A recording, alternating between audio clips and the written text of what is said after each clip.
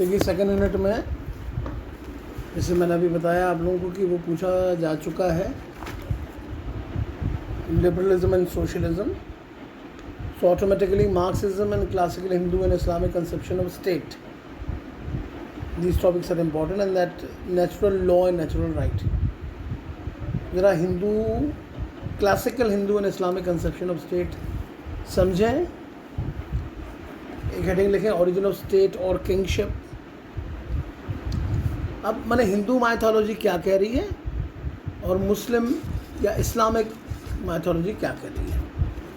इन्होंने स्टेट के बारे में क्या क्या कि राज्य कैसे बना, इनके कंसेप्ट्स क्या थे, है ना, इसके बारे में पूरी व्याख्या है. इस्लाम में फिर मोहम्मद साहब से सारी कहानियाँ हैं, है ना, उन्होंने कंसेप्ट ऑफ स्टेट क्या माना. फिर दिल्ली सल्तनत में क्या था, मुग़ल पीरियड में क्या हुआ, फिर मोहम्मद इकबाल ने क्या किया, है ना, देयर ओन कंसेप्ट. क्योंकि हिंदू माइथोलॉजी ने राजतंत्र को तो स्वीकारा. Political thought in ancient India mainly concentrated on monarchy as it was most common form of government. अब इस समय जो वैदिक लिटरेचर था, स्मृति थी, पुराण थे, महाभारत थी, रामायण था, कौटिल्य का अर्थशास्त्र था, इसमें we found many valuable views on the origin of state और किंगशिप.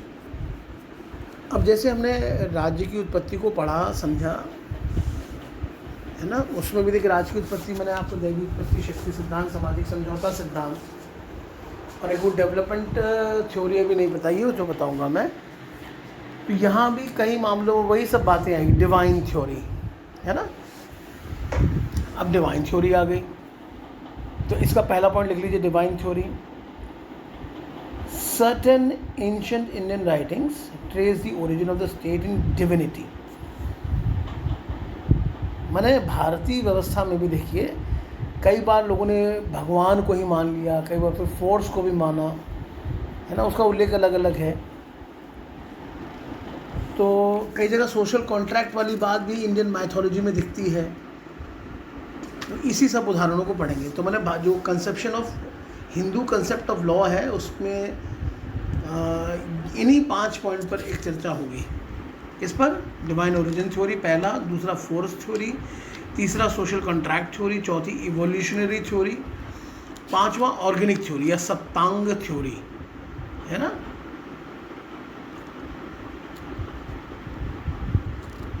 ये जो मनु कौटिल्य के समय आया, इतना अगर अपन समझ रहे हैं देन अपन काफ़ी समझ रहे हैं. इसका कंसेप्ट ऑफ दंड है, धर्म है, दंड नीति है, राज धर्म है, ये थोड़ा थोड़ा समझ लेंगे.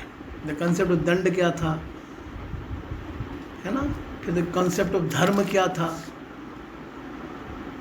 फिर कंसेप्ट ऑफ दंड नीति क्या थी, और द कंसेप्ट ऑफ राज धर्म क्या था. इतना अगर अपन कर लें तो हिंदू कंसेप्ट क्या था ये ज़रा क्लियर हो जाएगा. ठीक है. तो अब देखिए divine origin theory. The epic of Mahabharata states that a person endowed with superior talent and caliber descended from the heaven to be the king on the earth. Mahabharata कहता था कि जो कोई व्यक्ति जिसमें सुपीरियर टैलेंट है वो व्यक्ति आकर के यहाँ पर राजा बनेगा. इन रामायण ऑल्सो कि साधु मिलते हैं ब्रह्मा जी से, कहते कि हमको भी एक इंद्र जैसा राजा दो, है ना, there as a king of gods. And then they say the Manu was appointed by Brahma to rule over the people. तो मनु संहिता कहती है कि when the world was without a king and dispersed in fear of in all directions, the Lord created a king for the protection of all, and because he has been formed of fragments of all these gods, the king surpasses all other beings in splendor. है ना. तो मनु संहिता में भी इसका उल्लेख है, पुराणों में भी इसका उल्लेख है. ठीक है, ये पार्ट 1 हो गया। 2 3 4 पार्ट में ज़रा मैं इसको समझा दूंगा।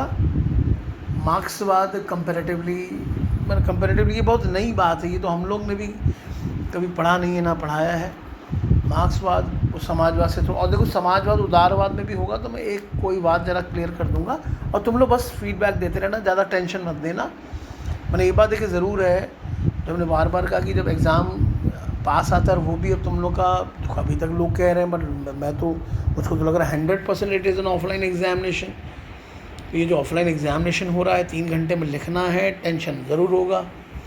नहीं, और देखो वही more study more tension, less study less tension, no study no tension. अभी भी ऐसे बहुत सारे स्टूडेंट होंगे जिनको कोई फ़र्क नहीं पड़ता, और कुछ बच्चे बेचारे वो नेचुरल लॉ नेचुरल राइट सब चीज़ों में कंफ्यूज हो रहे हैं। अच्छी बात है, होना भी चाहिए, समझना भी चाहिए। पर देखिए हमने आपको कई बार कहा कि कोर्स कंटेंट ऐसा बना हुआ है, विचित्र बना हुआ है, इसको अन्यथा ना लेंगे। बनाने वाले ने पॉलिटिकल साइंस के कोर्स को बड़ा मिक्सड अप कर दिया है और ऐसा ही बड़ी बड़ी यूनिट बना दी है कि बच्चा पढ़ पढ़ के परेशान हो जाए। छोटे में कंसाइज करके ज़्यादा क्लियर नॉलेज दी जा सकती थी, पर उस बात में मैं नहीं जा रहा हूँ। पर ये मान के चलिए कई जगह आपको अपने कॉन्फिडेंस को बनाए रखने के लिए 2 से 3 से 4 क्वेश्चन भी पढ़ने पड़ सकते हैं, और कुछ ना कुछ छोड़ने की ताकत तो रखनी पड़ेगी, है ना। अब ये depends person by person, student by student, है ना। तो आप लोग देखना जैसा आपका मेंटल स्टेटस है, और फीडबैक इसमें इसी में देते रहना प्लीज़, है ना, पर्सनल मत डालना।